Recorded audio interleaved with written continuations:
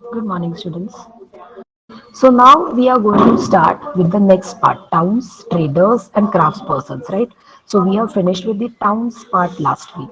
Now we are going to start with traders. Okay, now who is a trader? Sell Who things. buys and sells, correct? Exactly, he Yes. buys and sells something for a profit.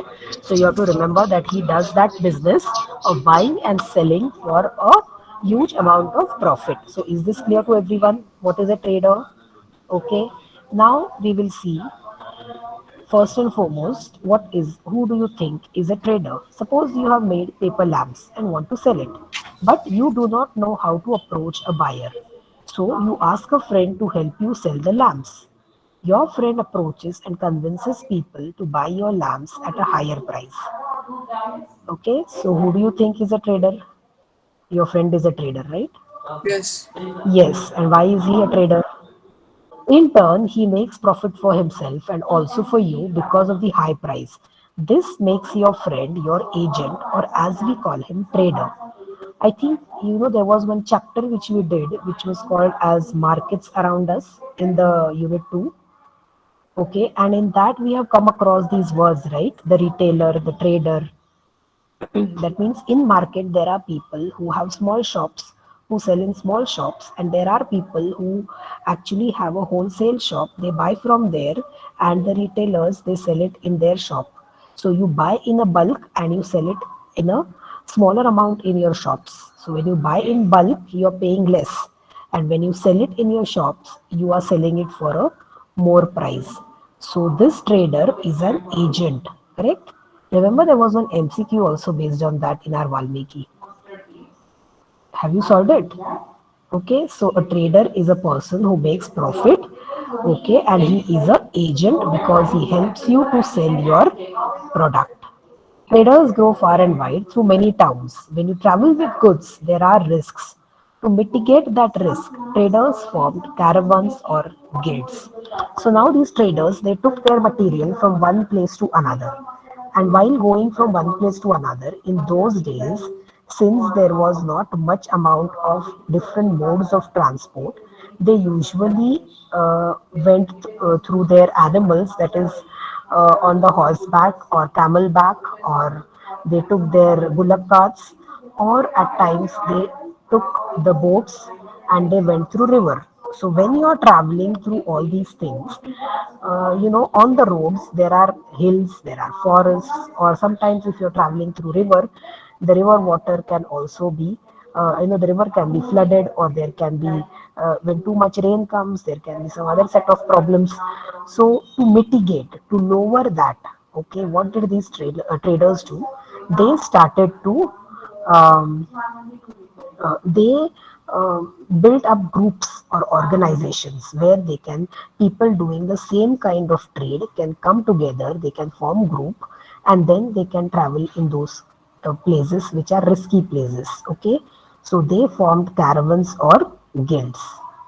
Okay, is it clear what were the caravans or guilds? What were the guilds? Guilds is an organization of people. It is like number of people coming together and moving. Single merchant or trader is not going, they are going in groups. So if I am a trader who is selling spices, there may be five six others, or there may be some people from my community who do the same kind of trade. So I form a association with them, or I form a group with them, and I move, so that when we are moving in a number together, when we are number of people together, we actually feel safe instead of a single person traveling. He may face some problem in between and nobody will understand because he was traveling all alone with his camel. Okay, but if I'm traveling in a group, if something happens, we each can help one another and can save our goods, right? Is it understood why guilds were important? What are caravans? Caravans are when people move together with their same kind of animals, like when they take those camels, all of them are there on camel backs, and then they go carry their goods and go together. So it's a group of people traveling from one place to another. And guild is an organization of people who actually even safeguard each other, they help each other. Okay. These guilds traded extensively within the Indian peninsula and with the world outside. The peninsular India is the southernmost tip of India. Okay, so you will see that there are number of port towns over here. Can you see the cursor where I'm moving? See, there are a lot of port towns here, ports. Okay, so from there they had um, is, this is here Africa. This is India. These are number of port towns that are present on this. This is a peninsula, correct? This is a peninsula. So you will have a lot of port towns here, and people can travel. So they can go to number of places outside the country also from here with the help of sea routes. Okay, is it clear? So Indian spices and cloth became popular in the regions they reached. Any trader had to go through these regions to go out or reach the Indian peninsula. So which goods were in high demand outside India? They were the Indian spices, that is your cardamom, pepper, all those spices, and cloth, cotton cloth, silk cloth. They were very famous in places outside India. So the Indian traders, they have to go by sea to some other countries, maybe in Africa or some other islands present over here like Java, Sumatra, and do their trading. Is it clear? So there were various types of traders, weavers, copper inlay artisans, cotton cleaners, and spinners are some examples. So now we are slowly moving to even craftspersons. Okay, now what these craftspersons are doing? Craftspersons, as we spoke last time, are the people who are skilled in their work. Okay, so you understood who is a trader, who he buys things and sells it at a higher price. Okay, similarly, there are craftspeople. Craftspeople or craftspersons are those people who are very skilled in their work, like weaving, okay, or copper inlay artisans. If you have seen the um, idols of southern Indian temples. Okay, you will see how intricately they are made.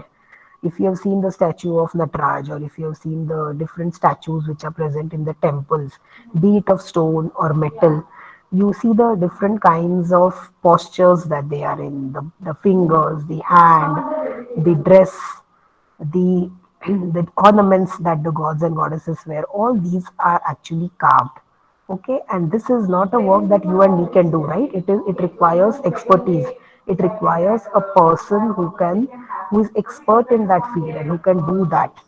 So when you talk of weaving, will just weaving a plain white cloth will do? Is it okay? Everyone in the market has a white cloth only. Craftspersons are skilled people. For example, weavers or idol makers. You know what is an idol maker, right? One who makes. So when you see that murti, what you will see in that murti, there that murti itself has a lot of carvings on it, right? It has those jewelry that is put, or the dress, or the pleats of the dress, or the hairstyle of the goddess. All this is carved, right? It is not fitted from outside, it is carved. So this is a very skillful job. So craftspeople are the people who are skilled people, okay, who are skilled in their work. Is this clear? Okay, so when we are talking of this weaving, along with the weaving, you have another things also, like when you require people who can dye the cloth, or people who can make it into clothes, or people who can, when before the weaving also, there is some other work like ginning, spinning, you know that you've studied in science, right? So all that also has to be these people did the work. Inlay artisans is, if you see in your textbook, when I open the textbook, I'll show you the paragraph where it is there. It is a way in which copper idols were made. Okay? The Okay, inlay, ma'am. Thank you. it's a method. I'll show you. Okay. So, have you understood till here? With time, towns rose and shrunk in importance. We will take a look at few of them in the next section. So, when we do our next PPT, we will see which are those towns which rose to prominence and why. Okay. So now I'm going to open the textbook and we are going to see page numbers 79 to 82 as they were mentioned there. And then if you have any doubts, you can ask me. Okay. So see, this is the one which I was talking of. If you see here, see, this is the Chola bronze statues and it was made using lost technique. Okay. Now bronze is an alloy. Okay, which is usually containing copper also. And what did they do? How did they do it? See, see the procedure. First, an image was made of wax. All of you know what is a wax. The soft Wax is material. Huh. wax is the material by which candles are made. Yes. So when it is hot, you can actually make it into different shapes because You by the can time, mold it. yes, you can mold it because it will retain the shape when it becomes cold. So first, a statue was made of wax. Now this was covered with clay and allowed to dry. So once it was made with wax, on that they will put the clay and then they will dry it. Next, it was heated. Why the clay has to be heated? Any idea? When even the potsman or the potters they make the pots of different shapes, they heat it in the kiln. It will be strong, it will be durable. Okay. And a tiny hole was made in the clay cover. Are you understanding?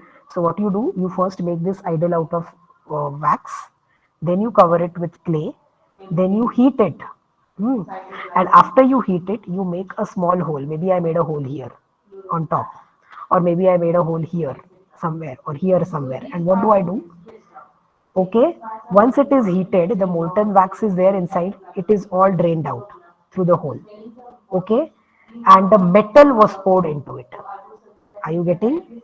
And the molten metal was poured, and once the metal was cooled, the outside cover of that clay would be broken, and what you will get inside was the metal statue. Okay, so this was your inlay. Inlay means you're putting inside. Hmm? Is it okay? Understood? Yes. Yes. So now we were doing this here. Okay. So now who will read it for me? The traders. Traders, big and small. There were many kinds of traders. This included the Banjaras. See also chapter 7. Several traders, especially horse traders, formed Associations.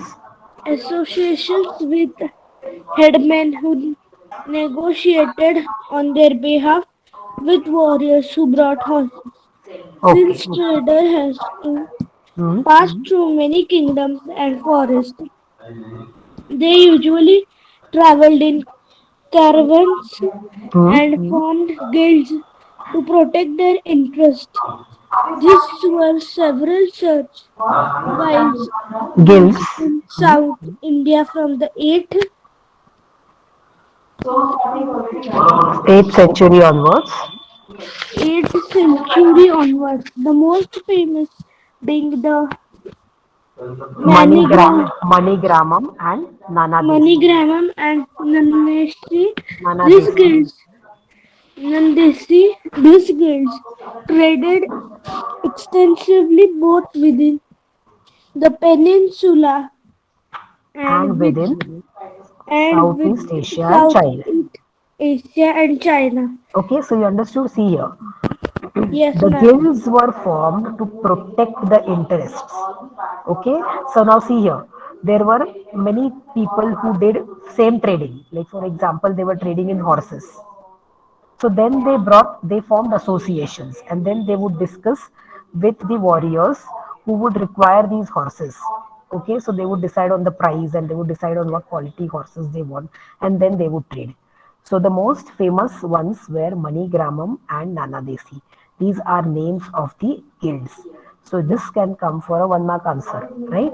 Name the most famous guilds during the 8th century in South India. So the names are Manigramam and Nana Desi. Okay. Now what did they trade? You saw one in olden days there was one community which traded. That were the Banjaras. You know who are Banjaras? You have seen a number of Hindi movies also. What are the Banjaras? Banjaras are tribal people, nomadic people. They didn't settle in one place. They took things from one forest and then they went to different villages and they sold it there. But they did not settle anywhere. They would go from one place to another for trading. Okay, then now you will see some other communities here. The Chettiars, the Marwadi Oswal. Okay, all of us know that if you go to any grain shops, grocery shops, Most of the owners over there are Gujaratis, those who speak Gujarati. Okay, so they are referred to as Baniyas or Gujarati people. So you will see that the Marwadi, from Rajasthan and from Gujarat, there are a lot of people who do this trade. So there were Chettiars, there were Marwadi Oswals, there were Gujarati traders, there were Hindu Baniyas, there were Muslim Bohras, Bohri Muslims. This is a different community of Muslims. These people would always indulge themselves in trading activity. They always traded. So they traded through Red Sea, Persian Gulf, East Africa, Southeast Asia, and China. And what did they sold? That we had already seen on the PPT. They sold textiles and spices. Correct? We had seen this. Okay, and in exchange, now when they are taking things from India to be sold there, they were taking textiles and spices. But when they came back, will they bring their ships empty? Then will it be profitable for them? Yes, will it be profitable if they bring their ships empty? No, they have to buy things from there which they can sell in India. So if they went to Africa, what would they buy? Gold and ivory. Correct? If they went to China, they would buy blue pottery. Okay, if they went to Southeast Asia and China, they would buy silver. So these things they will carry it from them, from that places, from those countries, and then they will come and sell it back in India. So are you understanding? While going from India, they would take textile and spices. When coming back from those countries, depending on which country they went, they would buy in all these things and they would come and sell it back in the Indian towns. Is it clear? Understood? Yes, ma'am. It's Okay. clear and understood. Okay. Thank you. Then just as some Indians were traders, we saw here, right? We saw the Marwadi Oswals, the Chettias, the Gujaratis, the Baniyas. There were also foreigners who were traders. So there were also people who came from different countries to trade with India. Just as Indian traders went to other countries, there were also other traders from different countries who came here. So they came from which countries? They came from Arabia, so Arab traders. Then they came from Iran, so Persian traders. They came from China, so Chinese traders.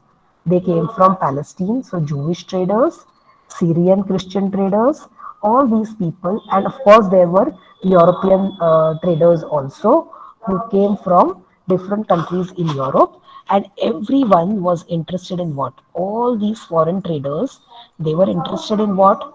They were interested in the high quality spices that were grown in India. High quality spices.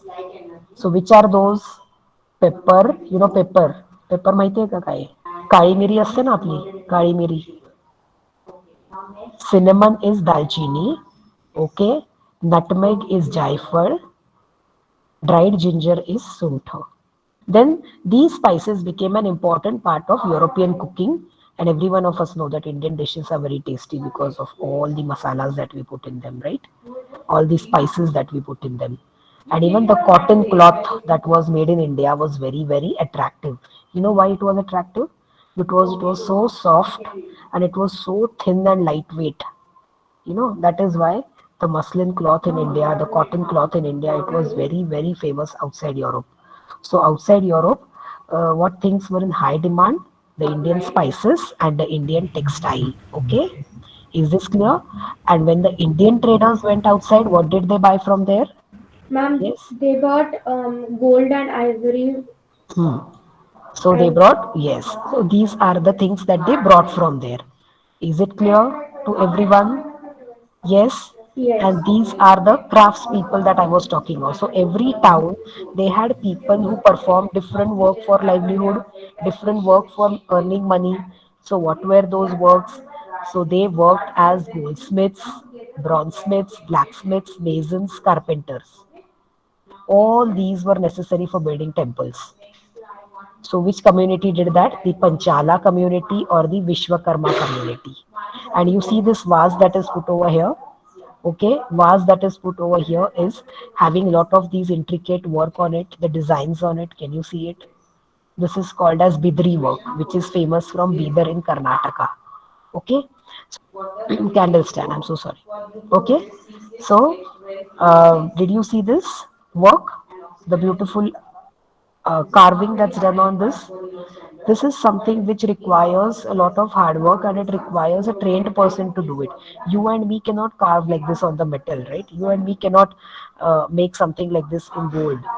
It is some skilled people who are required, so they were the craftspersons. Okay, so have you understood?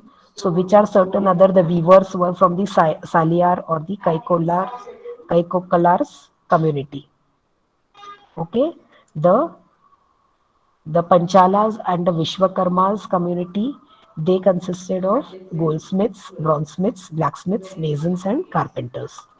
Okay, and when you talk of weaving, when I'm talking of the Saliar community or the Kaikokalars for weaving cloth, as I said, after weaving the cloth, we require things like dyeing also. What is dyeing? Yes, we have to color it, right? And even before that, you require cotton cleaning and spinning. You know, you have studied in science last year the different processes that went into something before cotton was made into a cloth. You had one entire chapter based on that, right? So all this work is a work which not each one of us can do. So you require specialized workers over here, and they were called as craftspeople. Okay, any doubt? So next time we are going to take a look at all these different towns over here, and then we will see how some old towns lost their importance and how some new towns came into picture. Okay, is this clear? So see this black Yes, ma'am. overlay means what? Earlier this was painted first into black and then on it was carved. So you will see the molten golden metal was poured on a black colored thing. So once you start carving on it, you will see the effect of the black color also, and you saw the effect of the golden color also. Can you see this? Yes. So it is a work which requires lot of intricate work. Any doubt in any question or anything that we have discussed so far? I'm stopping the recording. Bye bye. Have a good day. If you like our videos, do share them and subscribe to our channel. If you want awesome quizzes, write to us. Keep watching and keep learning with Walnut.